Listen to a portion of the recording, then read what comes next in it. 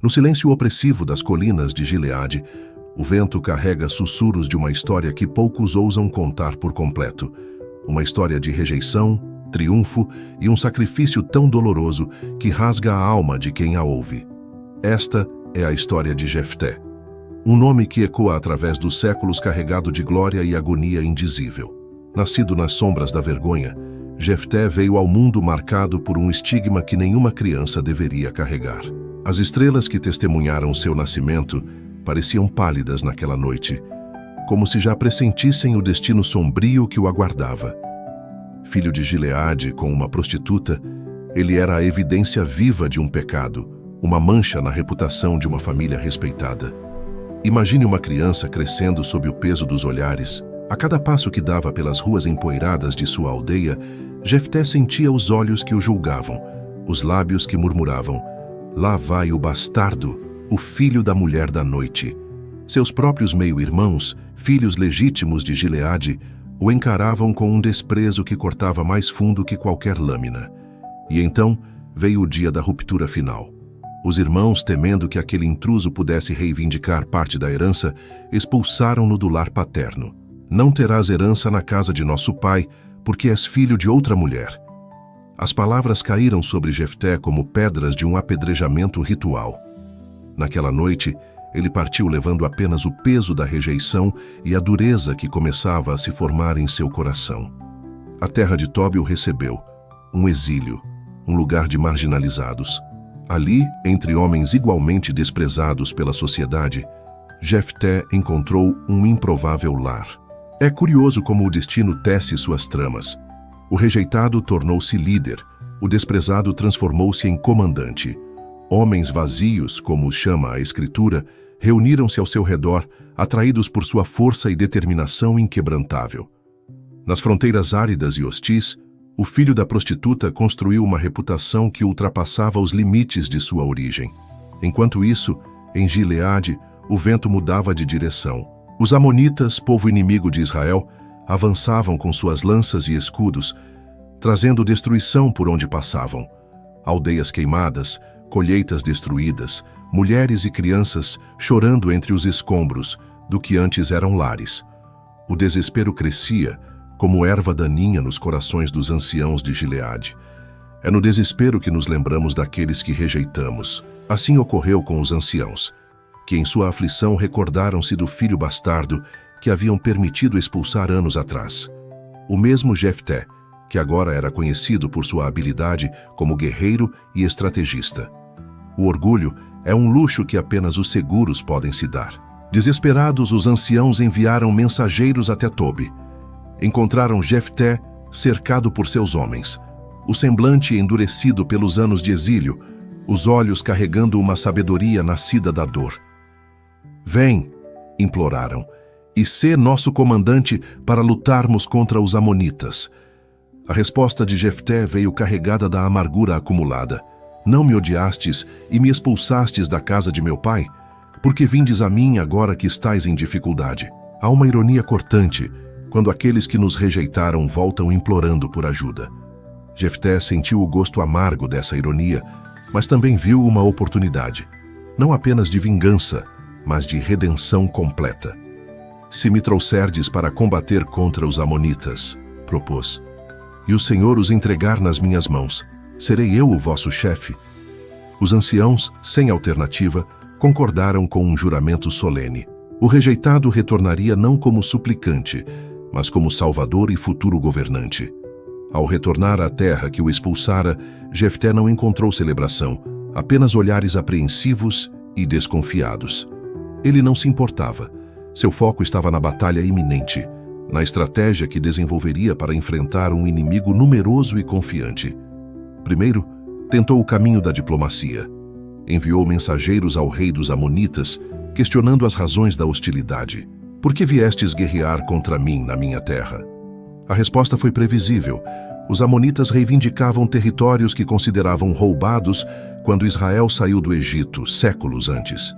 Jefté, demonstrando uma surpreendente erudição para alguém que crescera à margem, refutou as alegações com argumentos históricos e teológicos precisos. Narrou como o Senhor havia dado aquelas terras a Israel, como os amonitas haviam tido séculos para reivindicá-las, e nada fizeram. O Senhor, que é juiz, julgue hoje entre os filhos de Israel e os filhos de Amon. Mas o rei dos amonitas, inflexível em sua ambição, recusou-se a ouvir. A guerra era inevitável. Foi nesse momento, na véspera da batalha que definiria seu destino e o de seu povo, que Jefté cometeu o erro que mancharia para sempre sua vitória. Sozinho diante do altar, sentindo o peso da responsabilidade esmagar seus ombros, fez um voto ao Senhor. Se entregares os filhos de Amon nas minhas mãos, aquele que, saindo da porta de minha casa, me vier ao encontro, quando eu voltar vitorioso, será do Senhor, e eu o oferecerei em holocausto. As palavras saíram de seus lábios carregadas de uma devoção desesperada. Talvez pensasse em um servo, talvez em um animal. Certamente não imaginou, não, nem em seus pesadelos mais sombrios. O Espírito do Senhor veio sobre Jefté. As Escrituras o afirmam com clareza.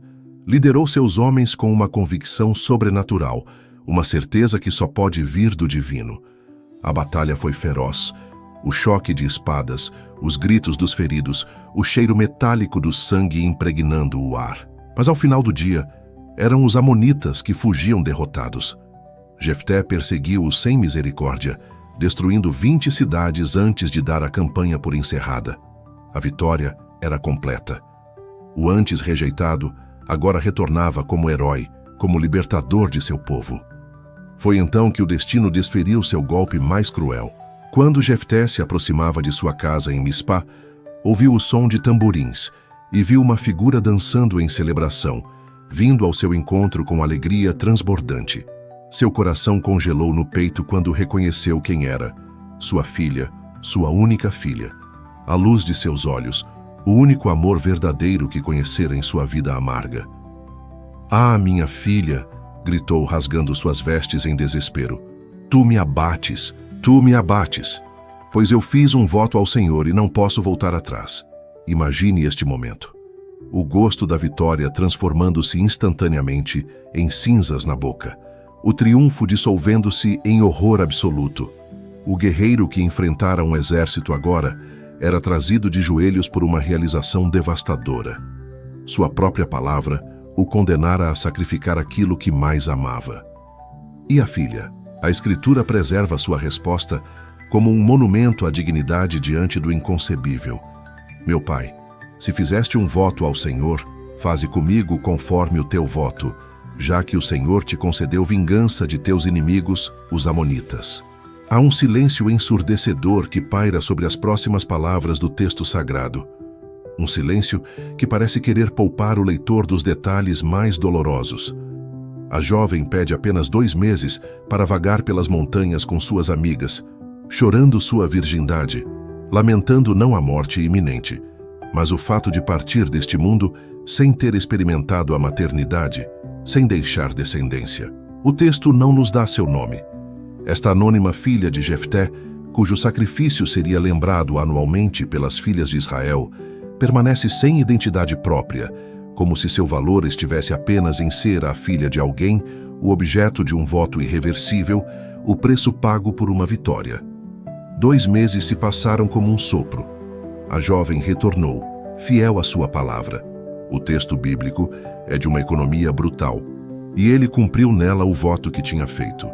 O que teria sentido Jefté naquele momento terrível? Que pensamentos atormentaram sua mente na noite após cumprir seu voto? As Escrituras guardam silêncio. Não nos contam se ele chorou até não ter mais lágrimas, se gritou contra os céus questionando a justiça divina, se amaldiçoou o dia em que seus lábios pronunciaram aquela promessa fatal. Sabemos apenas que Jefté continuou vivendo, julgou Israel por 6 anos. Enfrentou a rebelião dos efraimitas que o confrontaram por não tê-los chamado para a batalha, um fim surpreendentemente prosaico para uma vida marcada por tamanha tragédia. A história de Jefté nos confronta com perguntas para as quais não há respostas fáceis.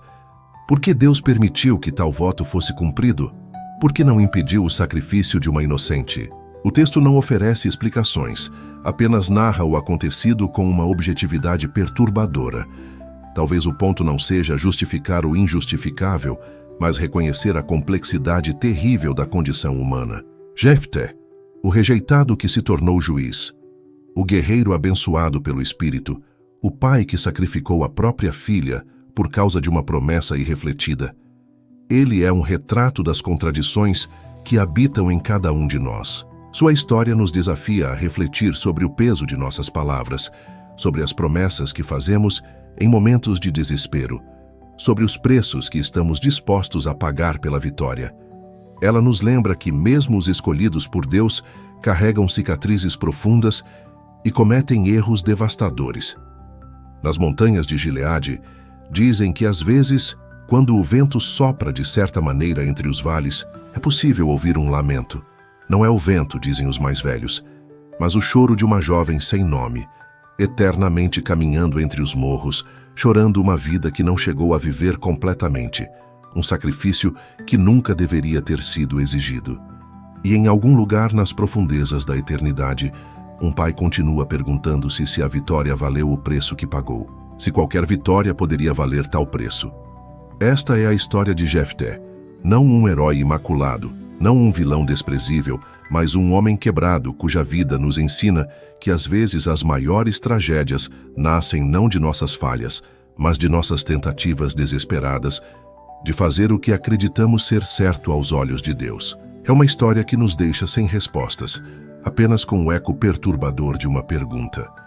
Que promessas fazemos hoje, em nosso desespero, cujo preço pode ser alto demais para suportar amanhã?